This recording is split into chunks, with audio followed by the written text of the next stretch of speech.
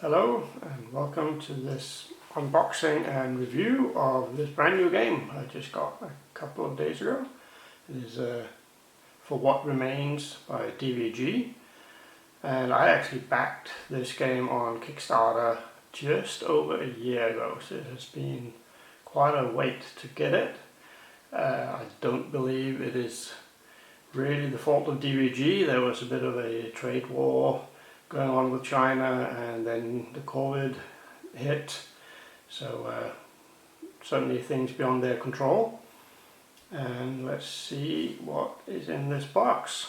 So I intend to review this. I bought this for use as a solitaire game, so my review will be based entirely on that. I'm not sure I'll ever play it with anybody else really. So here's the box. So sorry about the glare here, can't quite get rid of that. Let's see what's in here. Got, oops,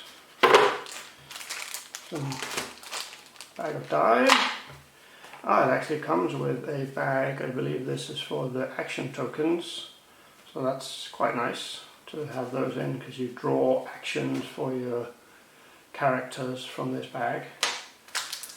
And here looks like we have different people. This game, so there are 6 possible factions in the game, but then each sort of core game set here contains 2. I honestly can't quite remember what I got actually. I wonder if it says here somewhere. I think this is a combine, and these look like regular people. I don't know what they're called actually. Let's see. I don't remember that. There's a rule book. I guess it's Freeman and Combine. There we go. That's what I got. So the rule book looks pretty good. So a lot of pictures and examples, so that's nice. Colourful book. And I don't know if that's the campaigns, or we'll see. Maybe this is the, I think that's supposed to be a campaign. This looks like it's scenarios with the setup of the game. Or each scenario, I mean. Very cool. And we have, these are some of the weapon effect areas. So we've got a flamethrower. That's a pretty big area that you can potentially do damage to your enemy. And here we have quite a few. They are double-sided of the tiles. So I believe you set out 9 of these tiles. And there can of course be a lot of variability in how you set this up, and that's in the game board basically. So they look pretty cool. And there's different types of, so this is water, you can see down there, that's the water symbol, and then some of these are, this is elevated and this is difficult terrain, so you can hide behind it from your enemies basically. And things like that. That's water. Okay, and then here we have all the tokens. Try to get the glare out of the picture here. This is nice thick cardboard stock, and quite a few guys. And so this is the, I believe these are the character symbols that run around on the board, and these are the action tokens that you use to draw actions for each of your characters. And see,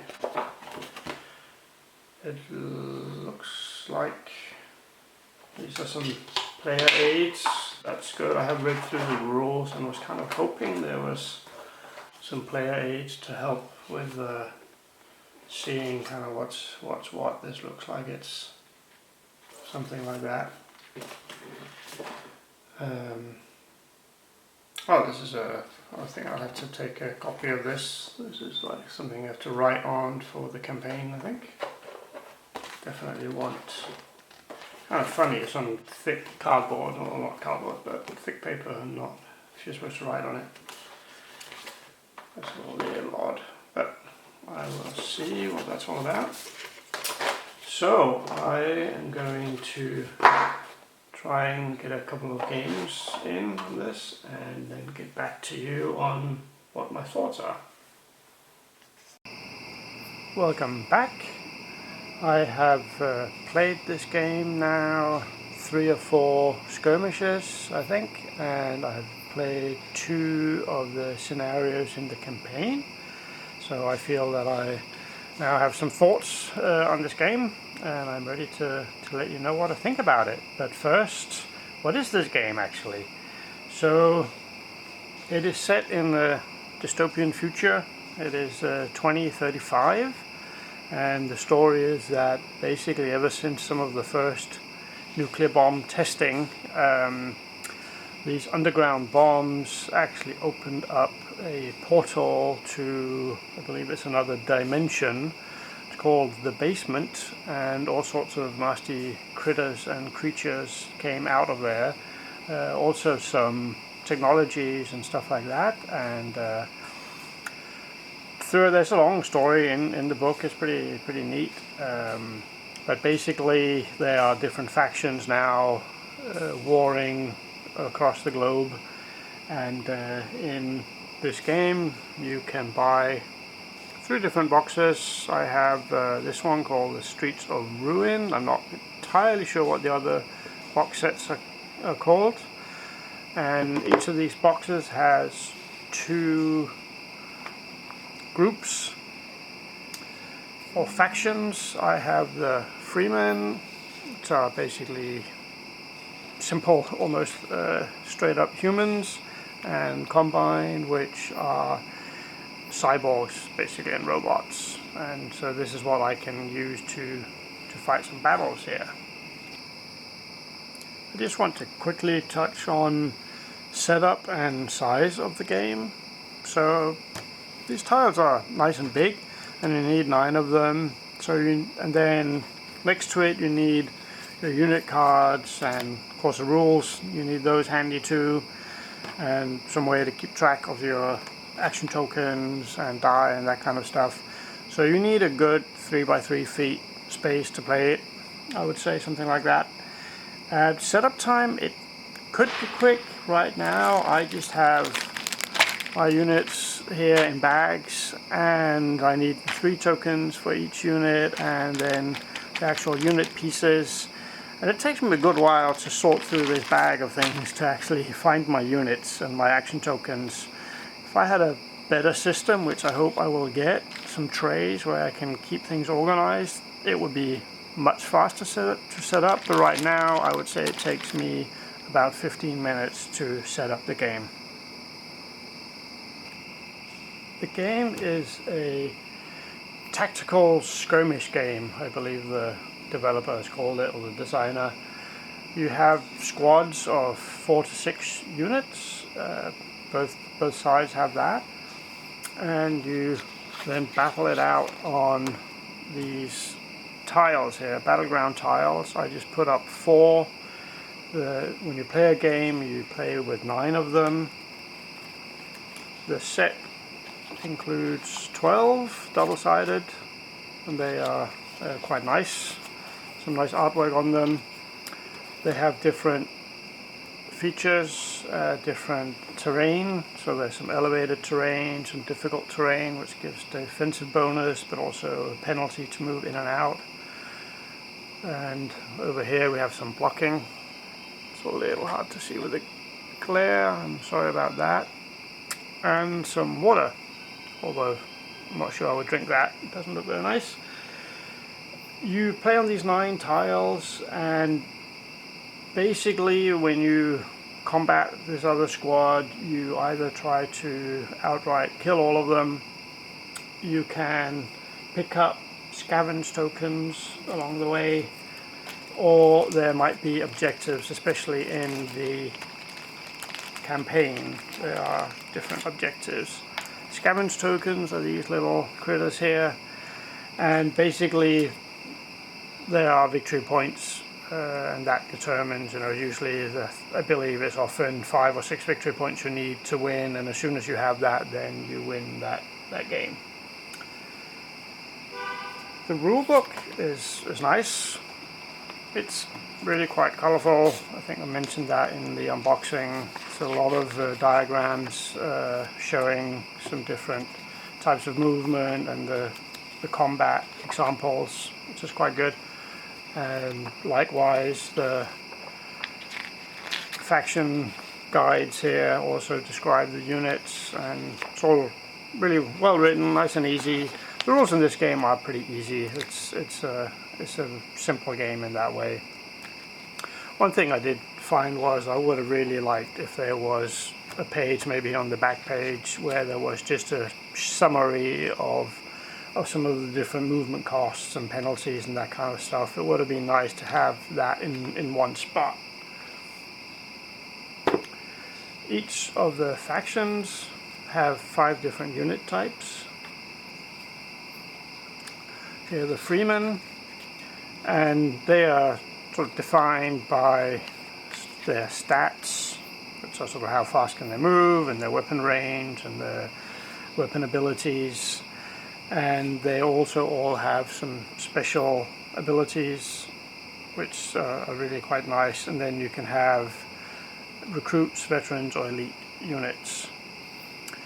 They are a really nice mix. The abilities especially and their stats really differentiate them quite a lot. So there's a big difference between them, and you really have to pick which ones you want to bring, because you seldomly can bring all of them, or you want 2 snipers or whatever. So you've got to, do you really not want to take your medic in the field? That's dangerous. So there's some choices there when you're building your squad, and the units really feel very different, all of them. So that's quite nice. During the game, you move around your unit. So here we have just an Inferno Combine. This is a huge unit, takes up 4 spaces, and we have a Scout and a Grenadier, and you move those around when you activate your units. They have a really cool system of keeping track of the health of each of your units. It's basically just by stacking. So I mentioned that you could have a recruit notified by the little R, it's hard to see maybe down in the corner, or it could be a veteran or an elite. And when you take damage, you just flip one of these over. So now he's wounded. If he takes another damage, that gets removed, and he now acts like a veteran unit. And likewise, if he gets a couple of hits more, he's now a recruit. And that affects your stats and your abilities. So for instance, if you're a medic, as a veteran, you have the ability that's called a combat medic, so you can move and heal somebody in the same turn or the same activation. Whereas when you recruit, you have to move, and then as an activation you can heal. So it's a nice simple way of keeping track and just making it very visible where you are, what your units can do, and how much damage they've taken. It works really well. And a way to keep track of which unit can do what and when they can do it is by these little activation tokens.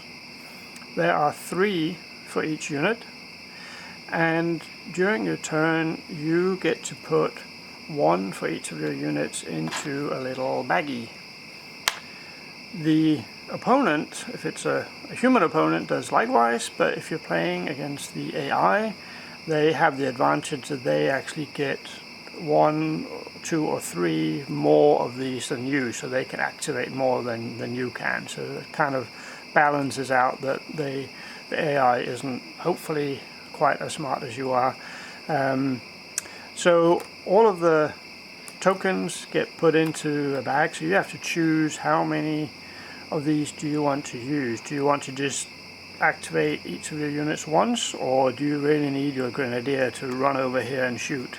and then maybe you want 2 or even 3 of these, all of them in the bag. The nice thing is that they are sort of dismissed or put in a discard pile for 1 turn. So if you use all 3 of them, then the next turn this unit will be a sitting duck. It cannot move. So you put all the activation tokens in the bag, and then you draw from that bag, and that determines which unit gets to activate. That's a really nice way of just keeping it unpredictable. It's hard to really plan. You can plan on which units to activate, but not when, and that can make a big difference if you get to go somewhere before the enemy does or not. That makes it pretty exciting, and it means you have to keep adjusting your tactics. It's very much a reaction-based game. You have to keep react to what the enemy is doing, and I really like that.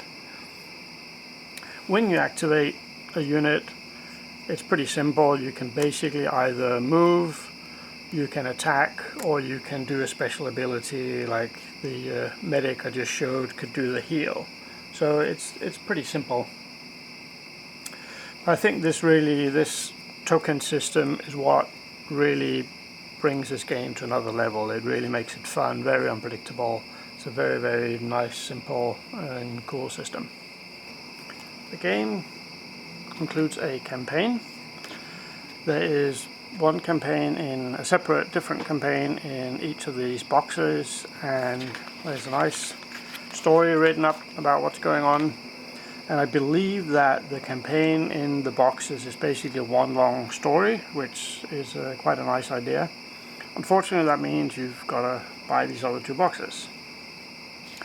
There are 5 scenarios in the campaign, and each scenario has the tiles to set up and some specific rules about where the opponent sets up when you're Solitaire, and some specific rules about the Solitaire. There's some special objective orders. I'll touch on that in just a second. And yeah, it has some good little scenarios there. I've played the first 2. When you're playing the campaign, keep track of your units on this force roster, and you need to, this is a thick card stock, so you need to take a copy of it, and you can give your names, and then your units can increase from recruit to veteran to elite throughout the game. I think the campaign, I was expecting a little more, is that it's only 5 scenarios. I was honestly hoping and expecting more than that, but I hope somebody out there will make more. I'm sure that the community will make more stories for this game, because it is a cool game. I also find it really odd that when one of your units is downed on the battlefield, it is just ready for the next scenario. I find that really odd, that there's just no consequence if one of your units gets killed. When you play a Solitaire, you play with both the normal unit card, which shows the stats, as I mentioned before, and the abilities, but then you also use this AI card, which is a nice system of giving orders that are somewhat meaningful to the enemy AI units. It is based on rolling die, and that then depends on whether the unit is engaged in hand-to-hand or close combat, if it's injured or otherwise. And then, so usually it's on the other system here, and then you can roll. So these are the objective orders I mentioned before in the campaign.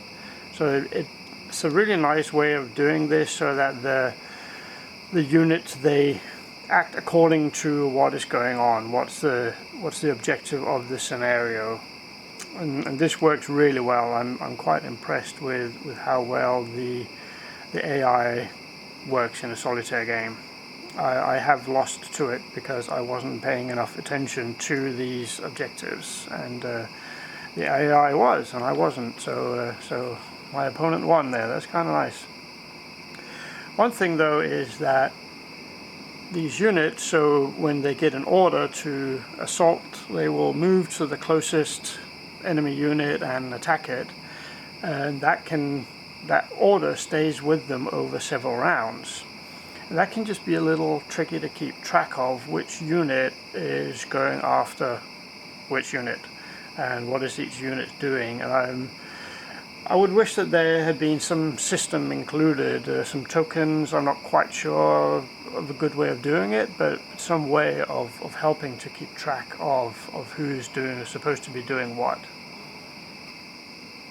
So to recap what I see as pros and cons in this game, there are 12 of these battleground tiles. The artwork is nice. They are double-sided, which is good. It gives a lot of variability in the game, but they really are quite thin and really slippery, so things can easily move around when you are moving your units and other tokens.